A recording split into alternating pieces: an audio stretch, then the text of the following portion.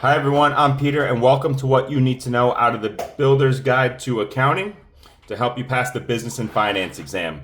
The highlighting is going to start a little bit later, but I wouldn't skip this intro. I made a 97.5 on my exam and I took it just a little over a week ago, so I only missed 4 questions out of 120. Now I'm taking some time out of my life here to help you guys, so please hit subscribe. It costs you nothing to do so and I certainly appreciate it. I took over 40 quizzes, exams, simulators, and so I have a really good understanding of the types of questions and the topics asked on this exam. I'll point out the questions as we go that you will likely get asked. I can't guarantee you will have anything on your test. I don't know, but I can tell you what you very likely will have and what you must know. When I first received these books, I was a little nervous about all the material. You eat an elephant one bite at a time, and as you get into this stuff, it's really not that bad, I promise. And I was very grateful for some highlighting guides that I found on YouTube. I can link them in the description below. I used 2 highlighting guides, made sure I didn't miss a beat. If you're here to pass this business and finance exam, you will get value here. And I'll put some more good value in the description, so do read that. This exam has a 50-something% first-time pass rate, so don't treat it too lightly, and these books do exist for a reason. Don't come in thinking, oh my god, I just got to highlight some stuff. Rather think there might be some good material in here that you can learn. Builder's Guide to Accounting, probably not so much. As you hire a bookkeeper, you hire accounting, you hire a payroll clerk. No one writes checks anymore. This book was last edited in 2001. That's like a few years after the internet came out. We've come a long way since.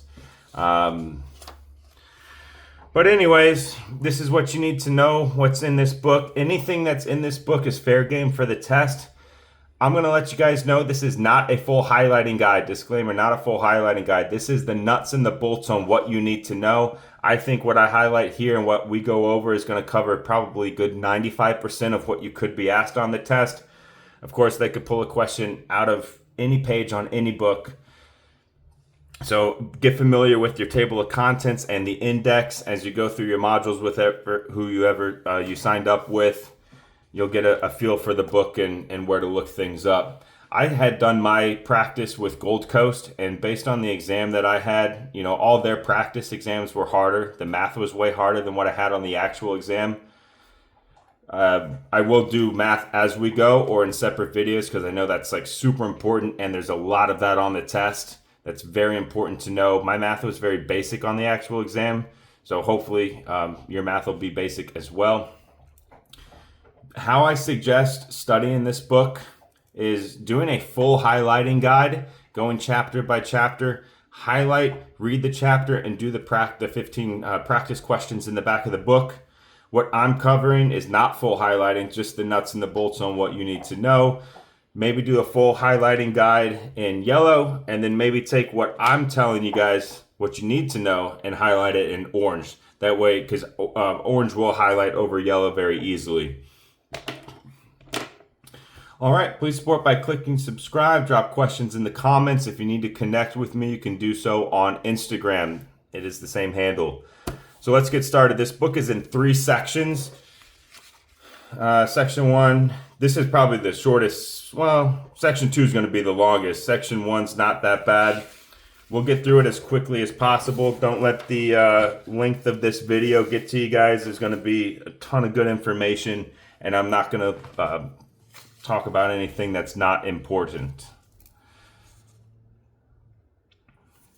All right, so let's get started here. Why keep records? Because you should. Make sure this is lined up properly. Perfect. What is the goal of a well-designed bookkeeping system? It is reducing your costs while achieving maximum efficiency. A lot of this stuff, chapter 1 is an overview. We're going to get into these chapters more specifically later. So sales is chapter 6, 7, and 9. Receivables, that's your AR 4. Checks 9. Payroll 11. Bank accounts. Although this might not be on your test, look, it says balance your bank account every month. Basically, in this book, it says do everything monthly. How often should you reconcile your bank account? balance your bank account, do this, do that, do everything monthly, except inventory. We'll talk about that later. It's kind of whenever you would like to do inventory, but that's separate, and I don't believe that's going to be on the test. I've never seen questions there. Cash on hand is your interest fund, which is the petty cash system. Equipment records is 13. Overheads, chapter 12. Estimating records is 14. Records by the job is 15 and 16. Accruals, I put a star by this. This is going to be a few questions on your test here, and we're going to break this down a little more in chapter 2. Know this, the bills that you've sent out are income. So whatever it says that you've billed, count that as income, even before the cash comes in. And the bills you owe are direct cost or operating expenses, even before you mail the checks. These are called accruals. The chart of accounts. If you don't know what a chart of accounts looks like, go to page 328. Pause the video, go to page 328. This is going to list your assets, your liabilities, your operating expenses, and then break down all the sub-accounts of those major accounts. The major accounts are the summary accounts that are listed on your general ledger. The chart of accounts is the number list of all those. Let's see. I'll just read the definition here because this is a test question. The chart of accounts is a numbered list of all the accounts on your general ledger and operating statement. That's a test question. Ratios, you use them to identify trends. We get into financial statements and ratios in the chapter 21 and later on. We all know how to use a computer. Test question, what is the most common modern bookkeeping method? It is called the double entry bookkeeping method. It's double entry because you have your debits on the left, your credits on the right. And hold on, I think I didn't remember the page in this book, but the active debiting is when you debit an asset account, and crediting is, you know what, maybe I can find this real quick in the Florida Contractors Manual. Here we go. Wow, I turned right to the page. So you'll have your credits on the right and your debits on the left. So the active increasing an account balance on an account that has a debit balance, like assets have a debit balance, that's called debiting. So when you have an asset account and you have to add to it, like say you have cash coming into the business, cash is an asset, that's a positive account, you're going to debit that to add to it. If you have to take cash out of the business, let's say you're spending cash to buy equipment or spending cash to pay down some debt, you are going to credit that cash account. So 321, if you haven't gotten to the FCM yet, the Florida Contractors Manual, I highlight this page because this talks about the active increasing and decreasing, debiting and crediting and what you do on which side. But anyways, so a debit's made to the left and a credit's made to the right. Very important to highlight just these two things, a bad debt reserve and a depreciation reserve. We don't get too much into the depreciation reserve. We do talk more about bad debt, and that's going to be, there's probably like 10 questions in bad debt, and that's chapter 5. The question is, and this will come up later, is you see how even though it's an asset account, it has a credit balance. What does that mean? That means it is a negative asset.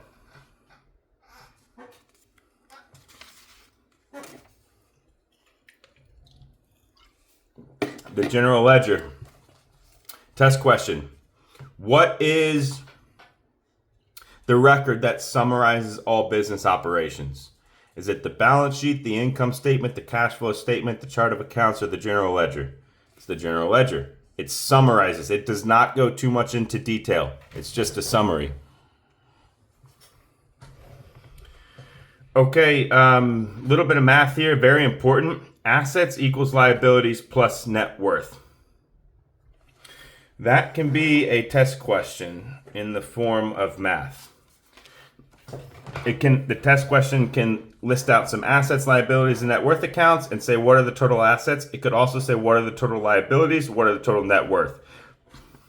Liabilities, if you need to know what liabilities equal, you move liabilities to the left side and you move assets to the right. Liabilities equals assets minus net worth equals assets minus liabilities. Test question could be, let's say you have current assets of 100K, you have inventory of 20K, you have current liabilities of 50K, You have total, I'll spell that out, liabilities of 100K, and you have a net worth account equaling 100K, and it says, what are your total assets? The first time I came across this, I was trying to add up the assets, and I was like, well, we have current assets of 100. We have inventory. It doesn't say if that's included or not. Maybe the answer is 100,000. Maybe it's 120,000. Whenever it's asking what's your assets, liabilities, and net worth, just come to the equation. Assets equals liabilities plus net worth. So what are your liabilities here? Your total liabilities. Because your current liabilities are going to be included in your total. That's your total. So you have 100K there. You have a net worth account of 100K. So the total is 200K. That is what your assets equals. That means you probably have, if inventory is not included in this 100, you probably have some long-term assets for like 80,000, which would equal the 200. But always just come back to this equation. Income statement. This lists all your income, your direct costs, operating expenses, and profits. We go more into the financial statements like a balance sheet, cash flow, and income in chapter 21. So we'll save it to then. I always recommend reading the chapter along with the full highlighting guide. Test your comprehension by doing these 15 questions. The answers are in the back, so you can test yourself. Chapter 2, accounting methods. This one's very important, and there's a lot of percentage of completion math here. Highlight what I have highlighted. 2 accepted ways to record income. There's the percentage of completion method and the completed contract method. We're going to start with the POC method. The portion of income above the degree of completion is said to be unearned. I'd highlight that.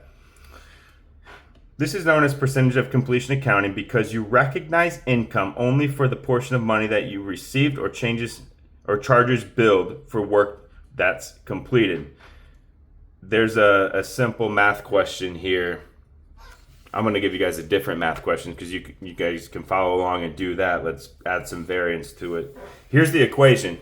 If you're going to tab your book, I didn't tab mine, but if you're going to tab it, I would tab this page, although you should know this very well by the time you take the test. This is the percentage of completion question. It's your cost to date. How much did you spend on a job divided by that cost versus how much more you have to spend to make it complete. So your total cost on the job. So what you spent divided by your total cost that you will spend to complete it, that's going to make your percentage of completion. I'm going to try to do 2 quick questions here. Trying to pull them up. I can probably just make some stuff up as I go. Let's see here. Yeah, I'll just do that. Let's say you sold a job. You sold it for $200,000. That's your contract value. You have your cost to date is $40,000. You've spent $40,000 on the job so far. Your cost to complete is $120,000. I'm just making these numbers up. This will be given to you in a question. It's $120,000. What is your percentage of completion?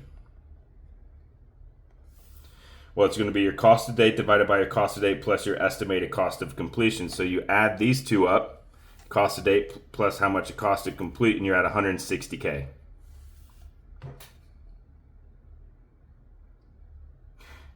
Now your percentage of completion, you have to divide the 40,000 by the 160, and that's going to be 25% because 40,000 goes into 160 4 times a quarter. So 25% is your percentage of completion.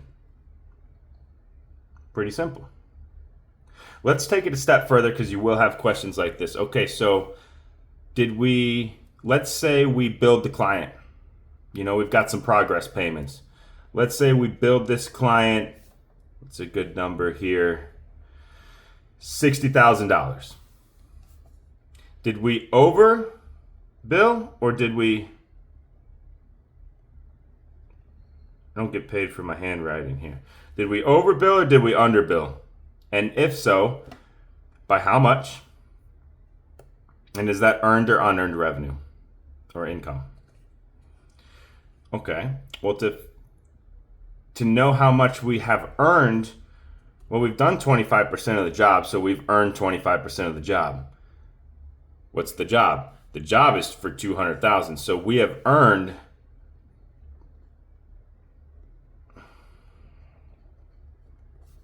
$50K. 25% of the contract value, we've earned $50K. So if we build 60, we've overbilled by $10K. We overbilled by $10K, which means we have money that we have not earned. So we have to defer that. That's unearned. Right? Because you got 10 grand, but you didn't earn it yet because you didn't done the work. You only did 50 grand worth of work. Let's take the flip side, and this will be easy to figure out as we go. Let's say you build 40,000.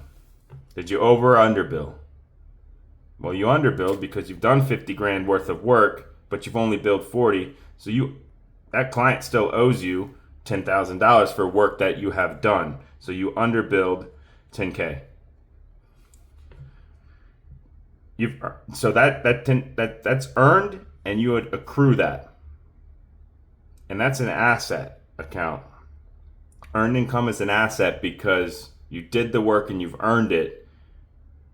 Even if they try to stiff you, you can get a collection agency, you can file for a lien, you've earned that money. So that's basic percentage of completion. We can do another. Here's the question: what is the income earned to date? Your cost to date equals 300. I'm just taking one that I had as a practice question. 332K. Now let me start over. That just doesn't look like good handwriting. What is the income earned to date? You have your cost to date equals 332 dollar signs. Your estimated cost to complete equals 127,000. Your billings, how much you billed the client for, 387,000. And your total contract amount, I call that just the contract value, you'll see that, is $489,000. And the question is, what is the income earned to date?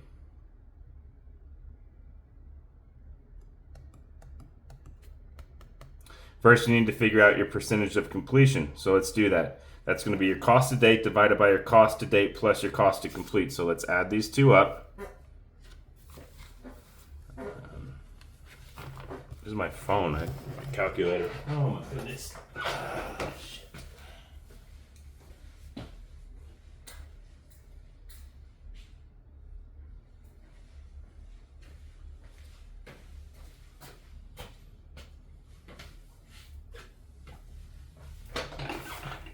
I think I left my phone in the truck.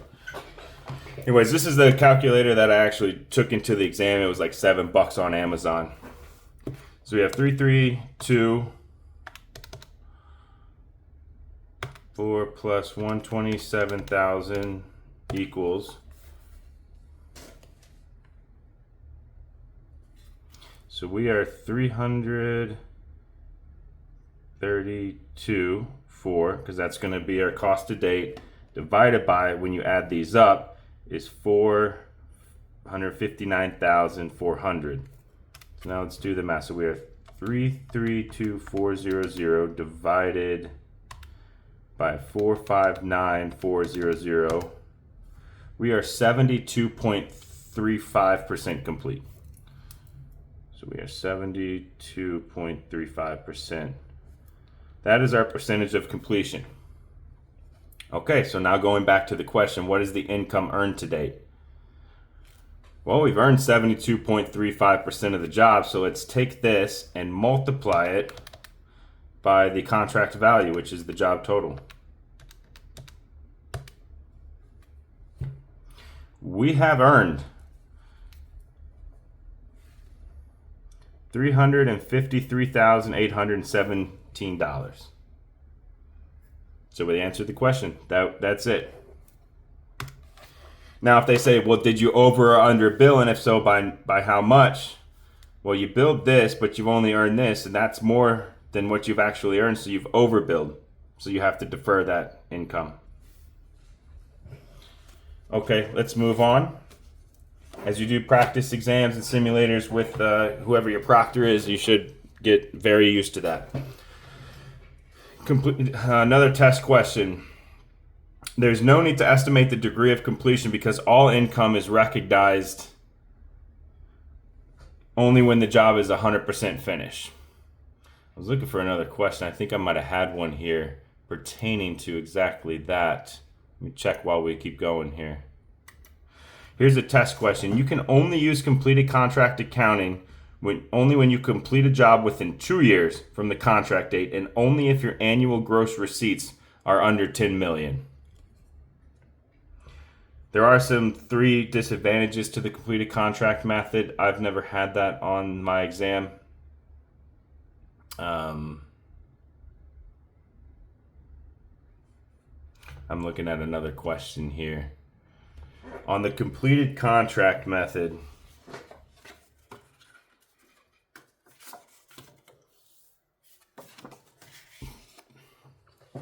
under the completed contract method, if you are 40% complete on a job, how much of the total contract value can you collect?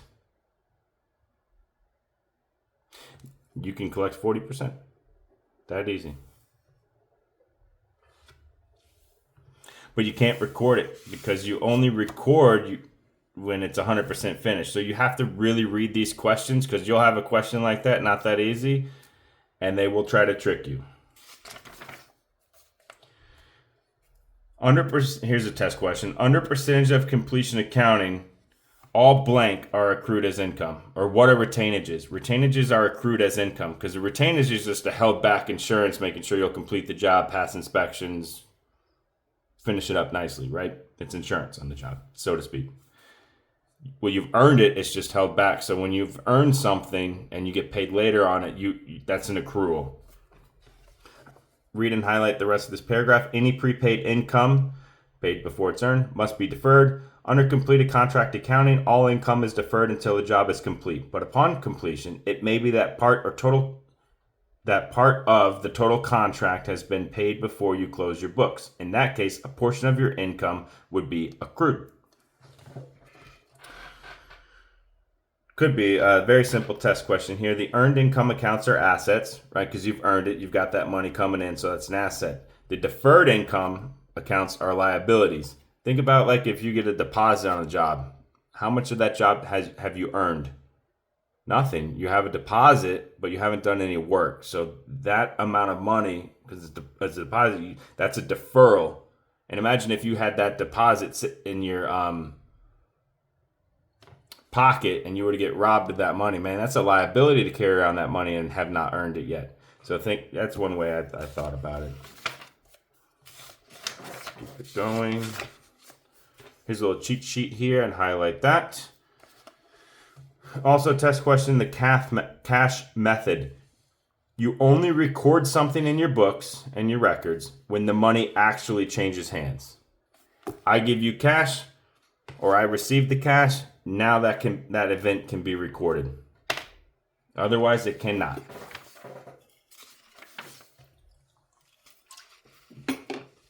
Cash and charge sales, 2 ways to get paid. People can pay you cash or charge it to the account. Highlight this. The tax you collect is a liability.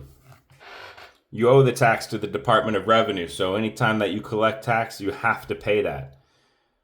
In the Florida Contractors Manual, it states that you pay the sales tax to the Department of Revenue and you pay it to the state.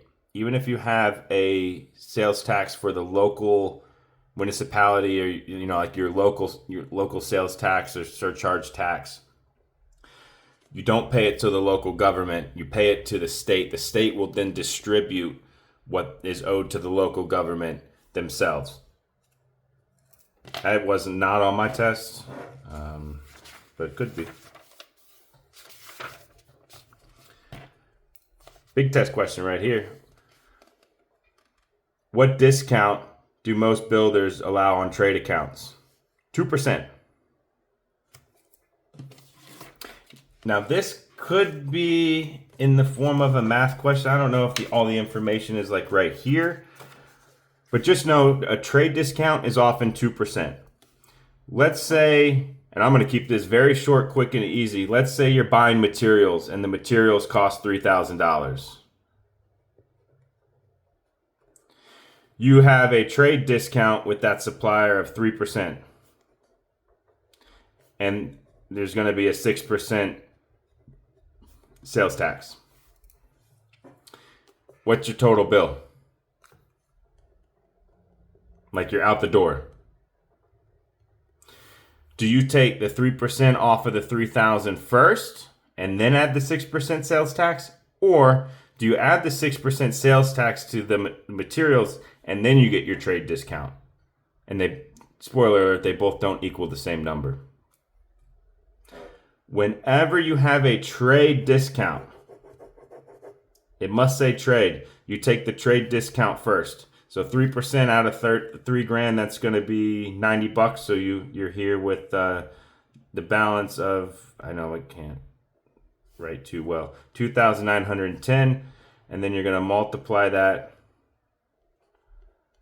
by your 6% sales tax. Your 6% sales tax. And whatever that equals, that's going to be the total bill. The point is, if it doesn't say trade discount and it just says like some sort of discount, but it's not a trade, you're going to have the sales tax added first and the trade discount or the discount applied afterwards. But if it's a trade goes first. It's a little pro tip. Had that. Aging list. I would start this page, and you could have 2 questions on this page.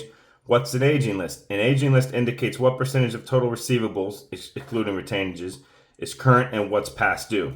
So your aging list shows everybody that owes you money, if they're current and how much, and if they're 31 to 61 days or over 60, and the total. Here's the test question. How many days is a delinquent account? How many days? It's 30. I could not find that anywhere in the book. If someone knows where it is, drop it in the comments. I've read these books multiple times. Anything past current, and once you hit that 31 days, you are considered delinquent. Very important to know. I've seen this question. What does it look like to balance, how do you check your balance? Well, think about like your bank statement. When you look at your bank statement, you have your previous month's balance plus what you have coming in minus what you have going out, and that's going to be your new balance. It's just one of those make it make sense. What you had minus what you owed, what you got equals your current balance. Super easy. Okay, chapter 4. I think there's only one thing in chapter 4 that's important, and this is going to be your average length study. What is that? That is the number of days the average account is outstanding. So when you have something on charge, these are going to be your average receivables.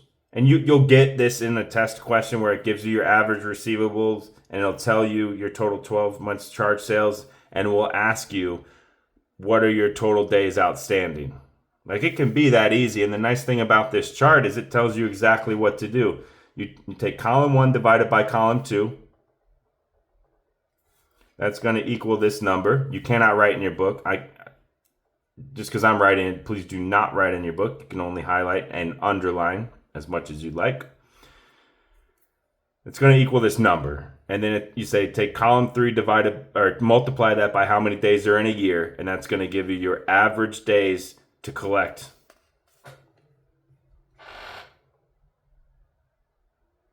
Pretty easy. I'd star this. If you need to tab your book, tab this page, know what it is. Definitely a test question. If you can't collect on your debt, well, it's uncollectible and you can get a collection agency. And the next chapter is bad debts. We're going to talk all about that. The bad debt chapter has like 10 questions in it. Here's that 2% again. It may help to offer incentive discounts such as 2%. That means if you pay within 10 days, not 30, then you, the customer, can deduct 2% from the invoice. So it's just a way to incentivize people to pay on their bills faster by offering them a discount if they pay quickly. But again, it's 2%.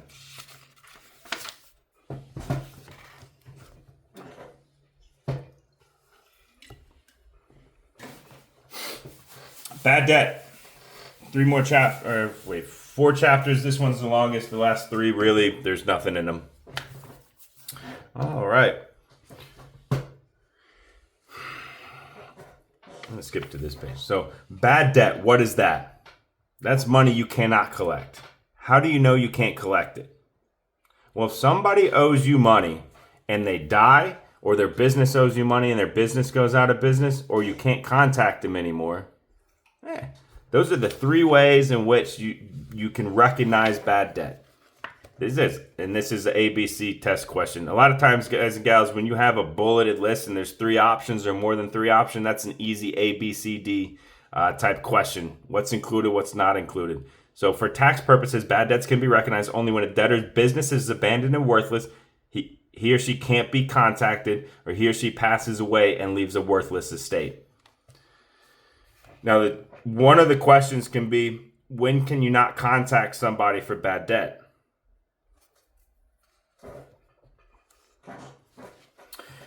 If the customer has filed bankruptcy, at that point, the law provides a procedure for filing a claim for payment.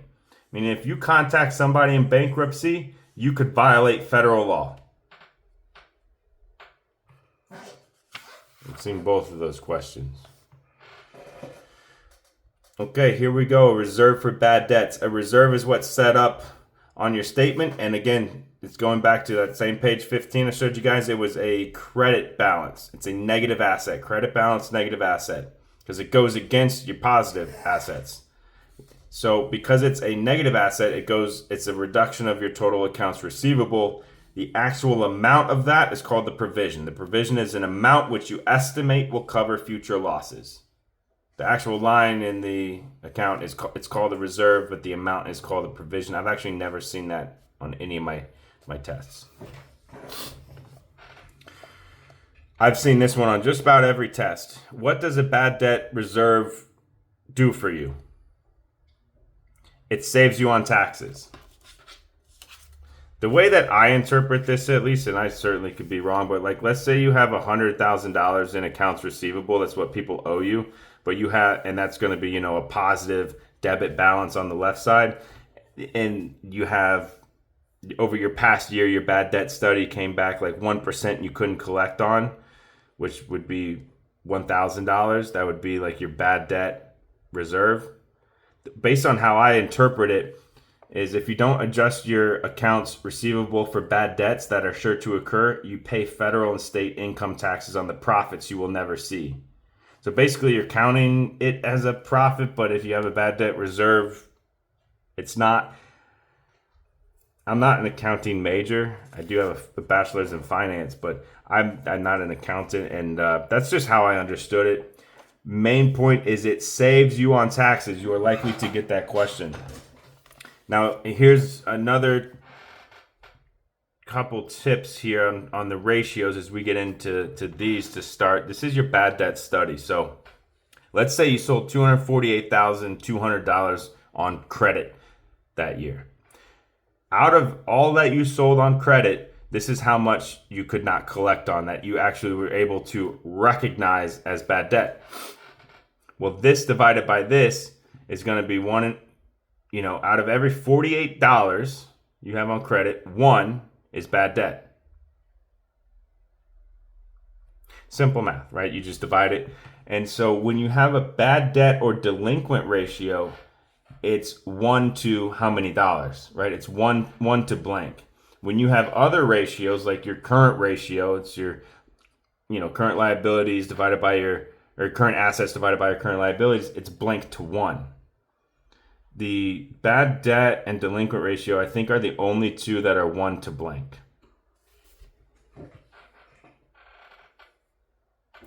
And then this would be how you calculate it. You take everything you sold on credit for the year, divided by how much is actually bad credit that you, or bad debt that you realized. And that's going to give you, for every $48, you have one bad. And we're not done with this chapter. We got a couple more things. This is your bad debts trend. You're basically looking at the trend. You're doing the same kind of math and looking at the trend. These are the ratios, or the formulas, okay? Your total receivables divided by your delinquent receivables is your bad debt. And I think I have a question here. If you guys bear with me one moment, let me pull it up. Where is it? Should have done this ahead of time.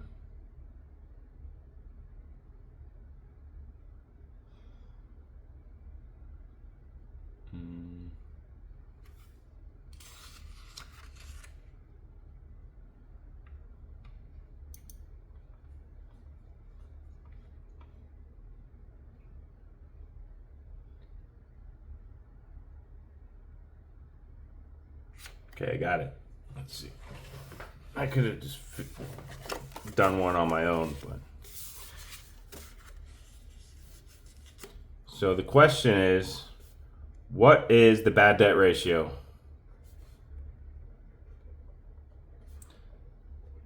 The bad debt ratio. You have, because this is how it's going to look like on a test. You have total sales. Let's say that's 450,000.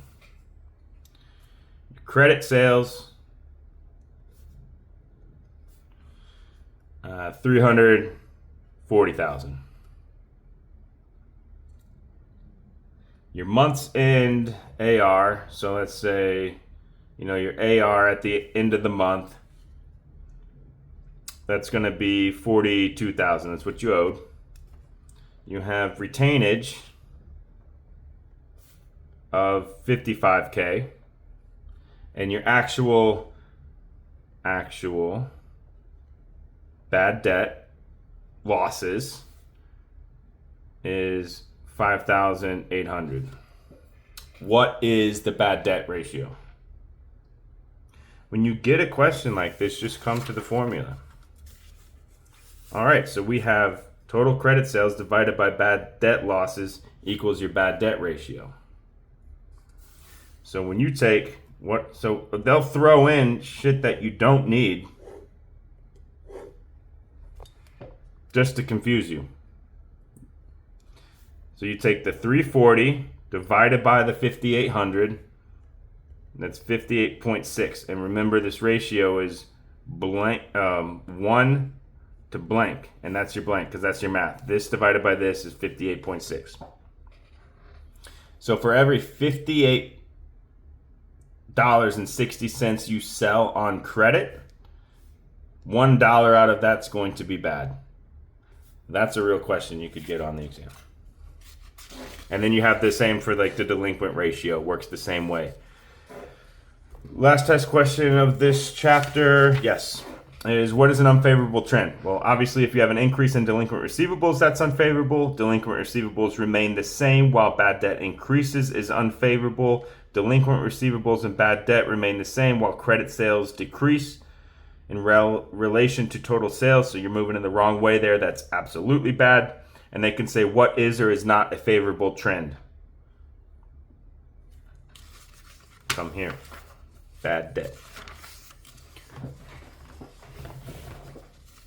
Okay, we're almost done with section 1, sales records and cash budgeting. I don't have anything in the nuts and bolts highlighted there. The blank quality of your sales volume, not the amount, is the key to higher profits. The quality. You got to have good quality sales, because low profit volume, that's not quality. That never adds to the growth of an operation. Instead, it saps your income, ties up your working capital and equipment, and demands time and energy that you could have put towards more profitable products or projects. Sorry. Yield ratio, we do ratios later. I didn't have any questions particularly on that. Okay, it can be a good move to blank a product or service if you're losing money. I don't know, let's think, guys. It'd be a good idea to abandon something that you're not good at and you're losing money on, right? That could be a test question. I've seen that a lot. It can be a good move to abandon. Last chapter, chapter 8, planning for profits. This talks about even if you have an area of the business that's losing money, it might not be a bad idea to not take on some jobs that aren't that profitable. As I had a hard time wrapping my head around some of this, but generally okay, so you have job A that made 8%, job B made 5%, and job C lost 4% on the yield. So your average is down to 3. But the point is, if you had to allocate your fixed overhead to, right now you have overhead allocated to 3 jobs. Well, if you had allocated the overhead only to these 2 jobs, that yield would have been driven down, and maybe it makes more sense to just get some work, keep your guys busy.